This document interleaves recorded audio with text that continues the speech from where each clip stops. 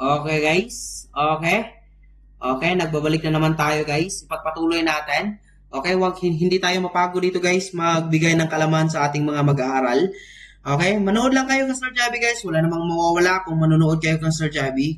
Okay, dito kay Sir Javi, mayroon kayo talagang matutunan dito. Now, dito, magbigay tayo ng another example of chain rule of differentiation.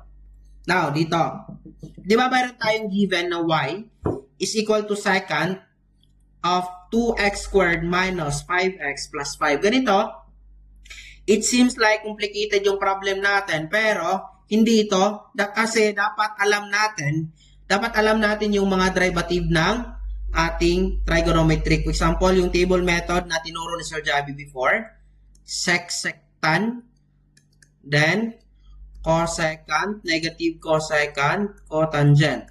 Then, lagyan lang natin yung ng mga table. Ito. Okay? This is for secant, tangent, and cotangent. Diba, derivative ng secant, i-times lang natin yung natira, secant and tangent. Okay? So, ang derivative ni secant is secant x, pero hindi yan x ang nasa inside of function. Secant 2x squared minus 5x plus 5. Then, tangent. Then, i-copy lang natin 2x squared. I-delete na natin ito kasi wala ng space. Okay. So, 2x squared minus 5x plus 5. Then, huwag kalimutan, chain rule. Kukunin natin yung derivative ng 2x squared. So, times, multiply lang natin. So, that is 4x minus 5. Kapag i-simplify natin yan, ilagay natin yung 4x sa gitna. So, dito, 4x minus 5. So, ang sagot natin, secant, 2x squared minus 5x plus 5. Then, should be tangent.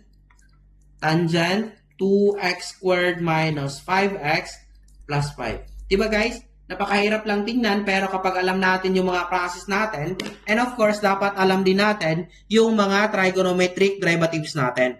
Okay? Shake muna tayo. Okay, shake. Shake.